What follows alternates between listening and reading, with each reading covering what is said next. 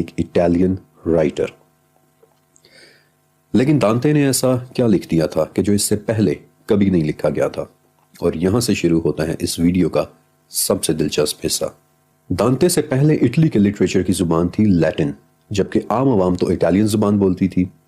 اس کا مطلب یہ ہوا کہ تاریخ، فلسفی اور مذہب پر لکھی گئی ہر چیز صرف ایک خاص طبقے تک ہی محدود رہتی تھی، وہ طبقہ کہ جو لیٹن لکھنا اور پڑھنا جانتا تھا، یعنی اٹلی کی صرف اور صرف ایلیٹ کلاس، اور وہ لوگ عام عوام سے اپنے ان علوم کو شیئر نہیں کرتے تھے۔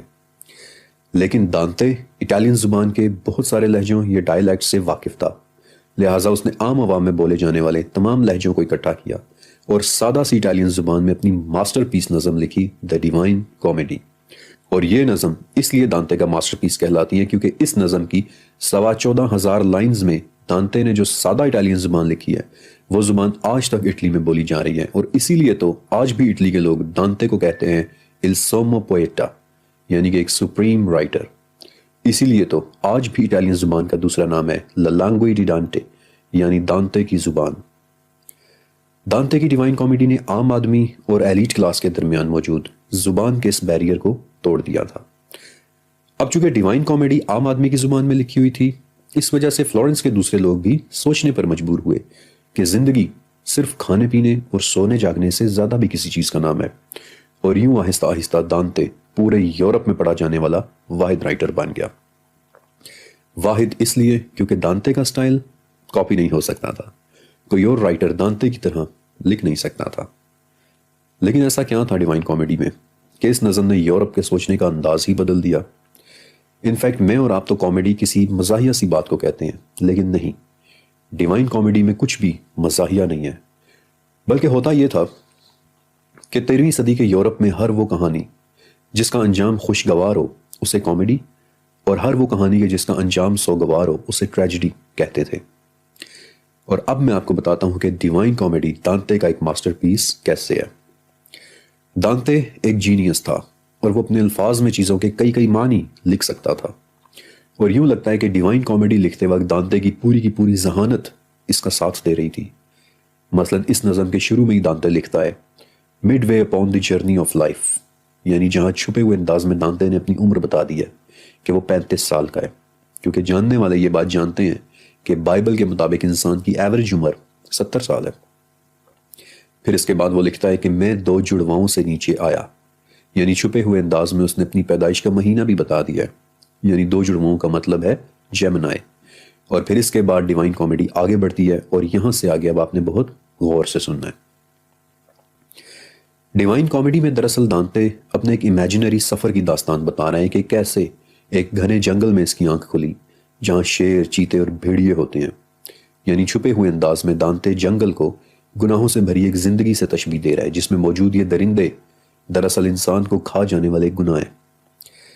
لیکن پھر ورجل نام کا ایک کردار دانتے کو اس گھنے جنگل یا گناہوں بھری زندگی میں گائیڈ کرتا ہے۔ ورجل دانتے کو وہ جگہ دکھاتا ہے جہاں گناہ کرنے والے لوگ اپنے اپنے کیے کی سزا پا رہے ہیں، اور اس جگہ کا نام ہے انفرنو، جو دراصل پیچ در پیچ بنا ہوا ایک کنواں ہے جس میں 9 گڑھے ہیں، اور سب سے نچلے گڑھے میں وہ لوگ سزا پا رہے ہیں کہ جو سچ اور جھوٹ کی لڑائی میں سچ کا ساتھ نہیں دیتے تھے۔ ڈیوائن کامیڈی وہ نظم تھی کہ جس نے لوگوں کو روزمرہ کی زندگی سے ہٹ کر بھی سوچنے پر مجبور کیا۔ انہیں چیزوں میں نئے معنی نظر آنا شروع ہوئے، اور اس طرح احیاء علوم کا ایک نیا دور شروع ہوا کہ جسے پھر آج ہم رینیسانس کے دور کے نام سے جانتے ہیں، اور دانتے کے اس احسان کی وجہ سے اسے ایک ٹائٹل بھی دیا گیا تھا، دی اوریجنل جینیس، وہ شخص جس کے متعلق کہا جاتا ہے کہ اس نے یورپ کو بدل دیا۔ اب اس پوائنٹ پر پہنچ کر میں آپ کو ایک خاص بات بتاؤں۔ ڈیوائن کامیڈی میں دانتے نے اپنا سفر ایک جنگل سے شروع کیا تھا، اور اس پورے سفر میں ورجل اس کے ساتھ رہتا ہے کہ جو دانتے کو انفرنو اور اس میں موجود گناہگار لوگوں کو دکھانے کے بعد پھر اسے آسمان کی طرف لے کر جاتا ہے کہ جہاں دانتے کو انسانی تاریخ کے بڑے لوگ ملتے ہیں، یعنی کہ وہ لوگ جنہوں نے دنیا کو بہت کچھ دیا۔ اور اس نظم کے آخر میں دانتے کی ملاقات پھر بالآخر خدا سے ہوتی ہے، اور اس طرح ایک خوشگوار نوٹ پر اس نظم کا اختتام ہوتا ہے کہ پھر جس کی وجہ سے اس نظم کا نام ہوا دی ڈیوائن کامیڈی۔ لیکن کیوں؟ کس چیز نے دانتے سے ایک اتنی بریلینٹ نظم لکھوائی کہ اس نے پورے یورپ کے سوچنے کا انداز ہی بدل دیا؟ اور اب یہ انکشاف آپ کو چونکا کر رکھ دینے والا ہے۔ آپ کو یاد ہے میں نے بتایا تھا کہ دانتے سے پہلے کا تمام لٹریچر صرف لیٹن زبان میں ہی پبلش ہوا کرتا تھا۔ دانتے سے صرف 1 سال پہلے ایک اور کتاب بھی لیٹن زبان میں ٹرانسلیٹ ہوئی تھی جس کا نام تھا لیبر سکالائے میخومیتی، یعنی محمد کا آسمانی سفر، واقعہ معراج، کہ جس میں ایک فرشتہ جبرائیل محمد الرسول اللہ صلی اللہ علیہ وسلم کو زمین سے لے کر آسمانوں کی طرف جاتے ہیں، جہاں وہ انہیں جنت اور جہنم دکھاتے ہیں اور پھر اس پہ موجود گناہگاروں کو بھی۔ ایک ایسا سفر کہ جس میں محمد ہر آسمان میں ایک بزرگ نبی سے ملتے ہیں، وہ لوگ کہ جنہوں نے دنیا کو بہت کچھ دیا، اور پھر بالآخر جبرائیل محمد الرسول اللہ صلی اللہ علیہ وسلم کو لے کر سدرۃ المنتہا تک جاتے ہیں، کہ جس سے آگے پھر دی ریلم آف گاڈ ہے، وہ جگہ جہاں دانتے نے بھی اپنی ڈیوائن کامیڈی کو کنکلوڈ کیا۔ یورپ کی نشت ثانیہ، اس کے بہترین آرکیٹیکچر کو جس تحریک نے جنم دیا، وہ تحریک کہ جس نے یورپ کے لوگوں کو سوچنے پر مجبور کیا۔ آج لوگ کہتے ہیں کہ اس تحریک کے پیچھے دانتے ہے۔ نہیں، دانتے کے بھی ماسٹر پیس کے پیچھے انسپریشن ہمارے آخری نبی ہیں۔ ہمارے آخری نبی کی حدیث معراج ہے، لیبر سکالائے میخومیتی، یعنی محمد کا آسمانی سفر۔ آپ اس بات کا مطلب جانتے ہیں؟ اس کا مطلب یہ ہوا کہ دانتے دی اوریجنل جینیس نہیں ہے۔ دانتے کے پیچھے انسپریشن یورپین لوگوں کے سوچنے سمجھنے اور ان کے احیاء علوم کے پیچھے انسپریشن ہمارے نبی ہیں۔ آپ کو پتا ہے کہ ٹی ایس ایلیٹ نے دانتے کو ایک ٹائٹل دیا تھا، دی اوریجنل جینیس، لیکن دانتے اس ٹائٹل کا اصل حقدار نہیں ہے، بلکہ اس ٹائٹل کے اصل حقدار ہیں محمد الرسول اللہ۔ ہی از دی اوریجنل جینیس بیہائنڈ آل دس۔ کہتے ہیں کہ دانتے کا سٹائل کاپی نہیں ہو سکتا تھا، لیکن آپ کو یاد ہے کہ ڈیوائن کامیڈی میں دانتے نے جب انفرنو کی بات کی تو اس نے کیا لکھا تھا کہ میں نے آگ کا ایک کنواں دیکھا کہ جس کے 9 درجے تھے اور جو پیچ در پیچ مڑا ہوا تھا، اور اس میں گناہگاروں کو سزا مل رہی تھی۔ آپ کو پتا ہے کہ دانتے نے یہ بات کہاں سے کاپی کی؟